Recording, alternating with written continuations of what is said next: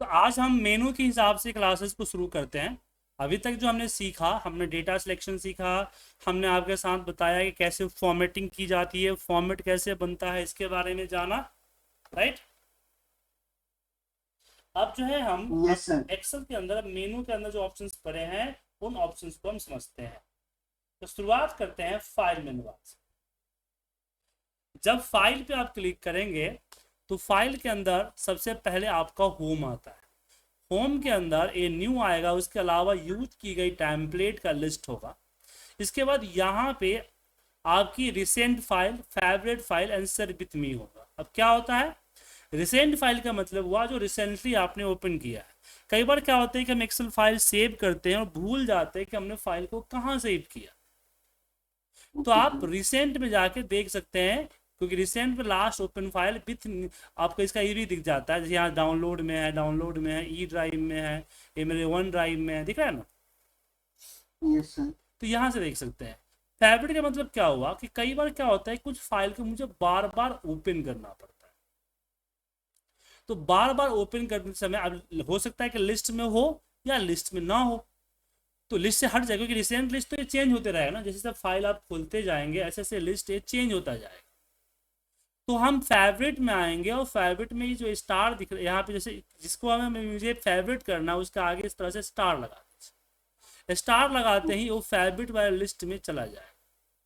ठीक है, आ गया। Okay sir. तो ये हटेगा नहीं। शेयर विथ मी, जैसे कि अब जो आप ऑनलाइन एक्सेल यूज करते हैं तो किसी बंदे ने आपको कहीं शेयर किया एक्सेल, वो शेयर विथ मी कहलाता है। ठीक है। Yes sir. अब न्यू पे आप आते हैं तो यहाँ पे ब्लैंक वर्कबुक क्लिक करके ओपन कर सकते हैं, या फिर यहाँ से बने बनाए बहुत सारे टेम्पलेट हैं।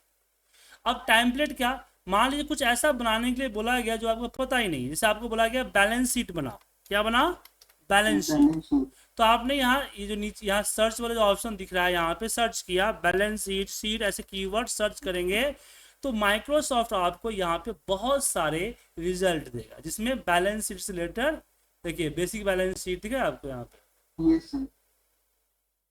तो आप जो है इसको यहाँ पे क्लिक करके ओपन कीजिए और आपको पता चल जाएगा कि बैलेंस शीट कैसा होता है। एसेट्स लिस्ट हो गया, लायबिलिटीज हो गई, ये समरी हो गया। ठीक है। Okay sir. तो इस तरह की चीजें आप यहाँ से न्यू में जाके ले सकते हैं, राइट। Yes sir. न्यू के बाद ओपन आता है। आप अब जैसे कि होम में जब जाते हैं तो यहाँ रिसेंट बहुत कम मिलता है, बट ओपन में आते हैं तो यहाँ पे वर्कबुक कुछ ज़्यादा मिलेगा। दिख रहा है आपको सर। Yes sir. तो अगर न्यू होम के अंदर रिसेंट लिस्ट में फाइल ना मिला तो यहाँ देख सकते हैं, यहाँ पे फोल्डर भी रिसेंटली जो आपने फोल्डर ब्राउज किया है वो फोल्डर ही मिल जाएगा। इसके अलावा अगर ये ब्राउज आपको यहाँ पे नहीं है तो यहाँ पे ब्राउज पे क्लिक कीजिएगा, तो आपको जहां से भी फाइल अपना ओपन करना है उस लोकेशन में जाके अपने फाइल को ओपन कर सकते हैं। ठीक है, ओके सर। जहां से भी ओपन करना है वहां से जाके ओपन कर सकते हैं यस सर। ब्राउज में जाके।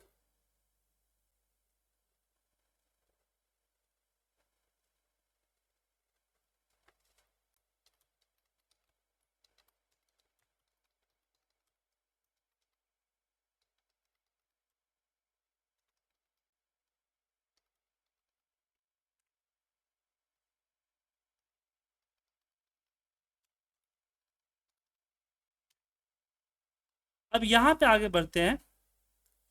ओपन के बाद आता है शेयर। अब जैसे कि आप मेल करने के लिए क्या यूज करते हैं, जीमेल यूज करते होंगे। ईमेल वगैरह। ओके, लेकिन जब कंपनी के अंदर में जाएंगे तो आपको आउटलुक यूज करने को मिलेगा। क्या यूज करने को मिलेगा, आउटलुक। आउटलुक। ठीक है ना। Yes sir.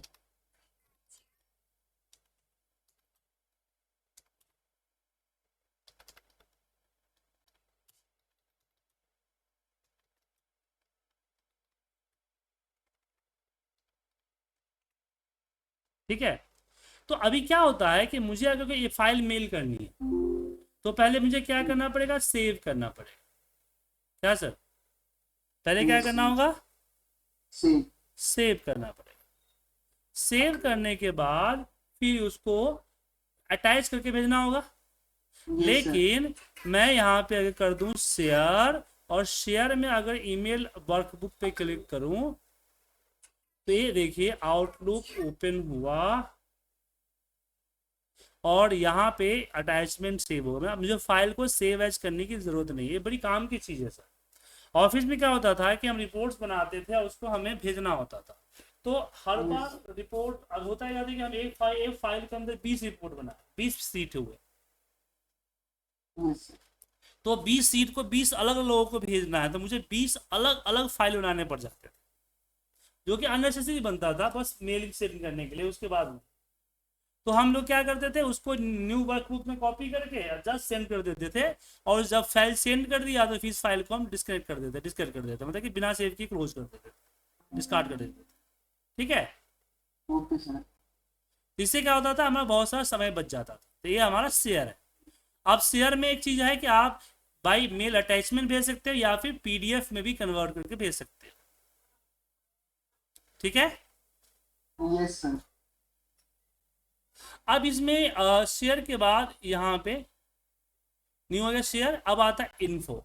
इन्फो क्या मतलब क्या है कि ये फाइल से रिलेटेड इंफॉर्मेशन, कि फाइल की साइज क्या है, कब बनी थी, कब क्रिएट हुआ था, लास्ट मॉडिफाई कब हुआ। 16/9 को क्रिएट किए थे और लास्ट मैंने 16/4 पे सेव किया। ठीक है ना। अब यहाँ पे और यहाँ पे ऑथर क्या है, तो ऑथर में कुछ नाम नहीं है, आपका नाम नहीं आ रहा ऑथर। ठीक है सर, मैंने ऑथर में भी नाम आता है कि किसने बनाया है, लास्ट मॉडिफाई किसने बोला है। यहाँ पे सेट नहीं है तो सेट कर सकते हैं आप, यहाँ पे नाम आपका दे सकता हूँ करण। Okay sir. ठीक है ना। इससे क्या होगा कि करण आ गया, करण किसने, करण ने फाइल को बनाया। तो अब ये ऐसा क्यों करते हैं, जैसे कोई रिपोर्ट कुछ ऐसा बना के आपने बॉस को भेजा, बॉस ने अपने बॉस को भेजा, तो आपके बॉस को तो पता है कि आपने बनाया, लेकिन आपके बॉस को थोड़ी पता है कि फाइल किसने बनाया। क्या सर। Yes sir. तो वहां पे ये ऑथर काम आता है। उसके बाद हम सेव, बताइए फाइल को सेव करते हैं, सेव एज, इसको अगले किसी और नाम में सेव करें। सेव एज पे क्लिक किया तो यहाँ पे फाइल का नाम और एक्सटेंशन होता है कि किस एक्सटेंशन में आप सेव करेंगे। उसके बाद यहाँ रिसेंटली जो फाइल सेव करते हैं उसका लोकेशन होता है, लेकिन मुझे आपको एक स्पेसिफिक लोकेशन में सेव करना है, तो यहाँ पे ब्राउज पे चले जाइए और यहाँ पे आप सेट कर सकते हैं कि आपका फाइल कहाँ सेव। ठीक है, यस सर। तो यहाँ पे लोकेशन में आप अपना नाम हो गया, लोकेशन हो गया, आपका टाइप में देखिए यहाँ पे 2-3 टाइप बता देता हूँ। एक्सेल वर्कबुक नॉर्मल जो आप सेव करते हैं वो एक्सेल वर्कबुक कहलाता है। एक्सेल माइक्रो अनेबल वर्कबुक, इसका मतलब समझाया। एक्सेल माइक्रो अनेबल वर्कबुक क्या हुआ कि फाइल को सेव करेगा, अगर मान लीजिए फाइल के अंदर कोई कोडिंग वगैरह हुई तो कोडिंग वगैरह के लिए यूज किया जाता है। उसके बाद आता है यहाँ पे एक्सेल बाइंडिंग। कई बार क्या होता है कि डेटा बहुत बड़ा होता है, अब बड़ा डेटा होने के कारण हम उसके अंदर बहुत चीजें करते हैं तो बहुत स्लो करते हैं।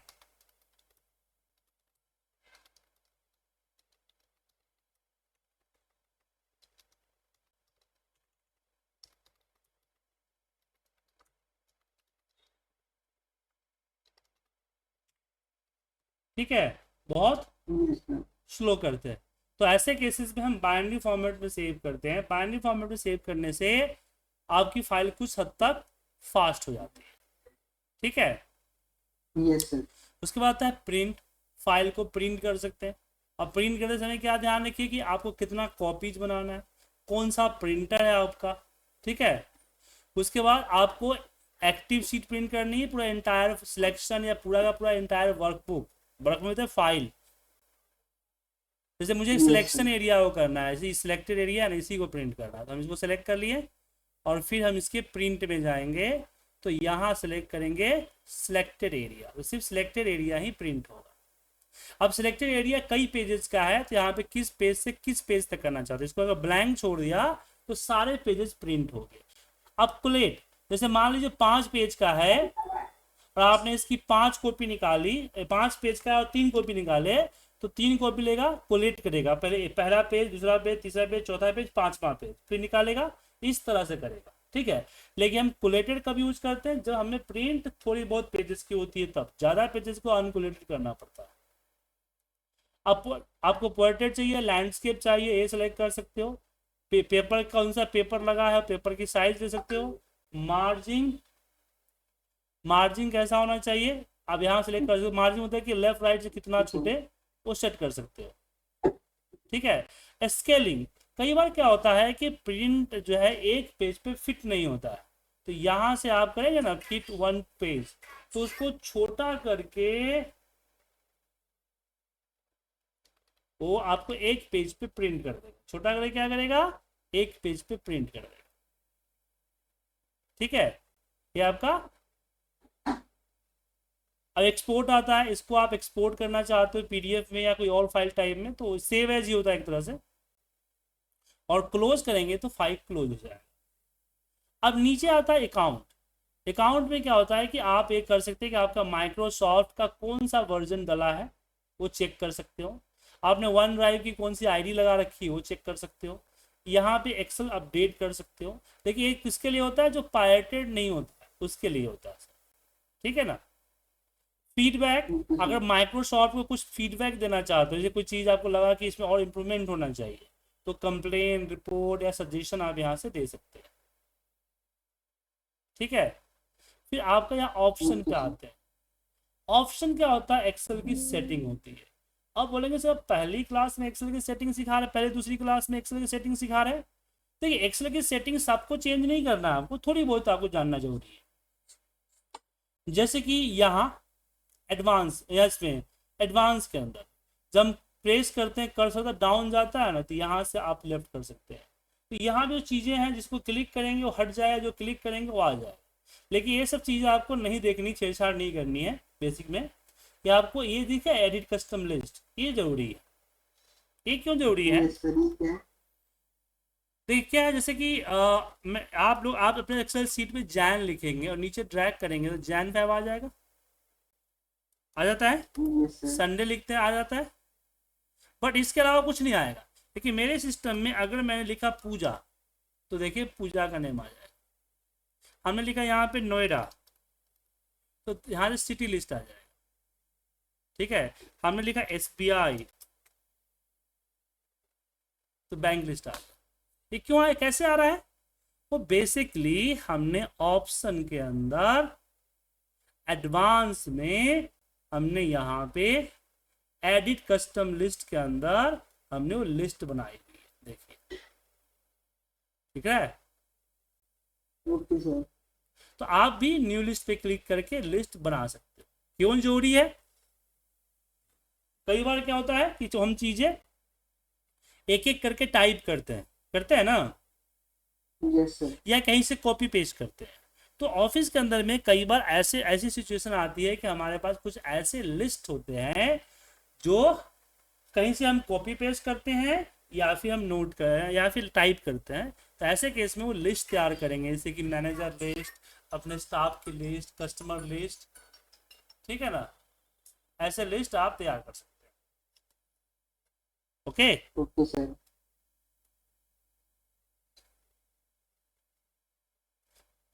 और ये आप किसी भी फाइल में देखिए एक्सेल ऑप्शन के अंदर जो भी सेटिंग करते हैं ना, पूरा ओवरऑल होता है। यस अब सर। आता है रिबन। देखिए यहाँ पे जो रिबन्स है उसको आप हाइड करना या अरेंज करना अपने हिसाब से कर सकते हैं। जिस पे चेकबॉक्स पे क्लिक करेंगे ना वो हाइड हो जाएगा, अनचेक करेंगे आ जाएगा। ऐसे आपके पास डेवलपर टैब नहीं होगा, क्लिक कीजिए देखिए आ जाएगा। ठीक है, तो इस तरह से ओके आपका सर। आ जाता है। उसके बाद यहाँ बहुत सारे ऐसे कमांड है जो कि आपके मेनू बार में नहीं है। देखिए all command, command not in ribbon, दिख रहा है सर। इतने सारे फीचर्स जो है नहीं है। कभी कोई जरूरी पड़ी तो इसको क्लिक करके ऐड करेंगे तो ऐड हो जाए। अब मुझे ऐड करना है, तो मान लीजिए मुझे यहाँ पे डेवलपर टैब के अंदर XML के अंदर इसको ऐड करना चाहता हूँ, ऐड होगा? नहीं होगा ऐड। क्यों? क्योंकि ऐड करने के लिए हमें इसका ग्रुप बनाना होगा। यहाँ पे न्यू ग्रुप क्लिक कीजिए, आ गया। अब इसको ऐड कर दीजिए, ऐड हो गया। न्यू ग्रुप का नाम लिख सकते हो, कुछ और लिख सकते हो। एक मिनट,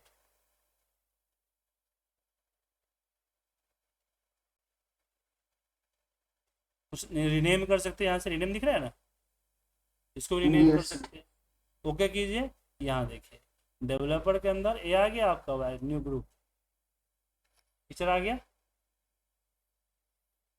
सर ये सब में होते हैं, मतलब जो ऊपर में जो ऑप्शन है जो आप जी बता जी रहे जी हो, जी डेटा बिल्कुल, रिव्यू वगैरह सब में होते हैं। जी बिल्कुल सब में होते हैं, मेनू बार है, ठीक है, यस सर। तो इसका यूज़ कर सकते हैं। तो ये थी हमारी आज की क्लास जो कि है एक्सेल फाइल मेनू। क्या है? एक्सेल फाइल फाइल में मेनू। तो अब एक बार आप अपने एंड से सारे फीचर्स को टच कर लीजिएगा, कोई फीचर आपको समझ में ना आए तो बताइएगा, ठीक है। तो ओके आज सर। कोई होमवर्क नहीं दे रहा हूँ, ये आपको दे रहा हूँ, सारे मेनू बार के चेक करना। कल हम बात करेंगे होम मेनू, हम एक बार में एक ही टॉपिक करते हैं, दो पर टॉपिक करने से खिचड़ी हो सकती है, ठीक है। तो कल हम यस कॉपी सर। पेस्ट करना आपको सिखाएंगे, कॉपी पेस्ट करना, फॉर्मेटिंग वगैरह अप्लाई करना, तो कल हम बात करेंगे मेनू बार पे, ओके सर। ठीक है। चलिए, तो आज यस के सर।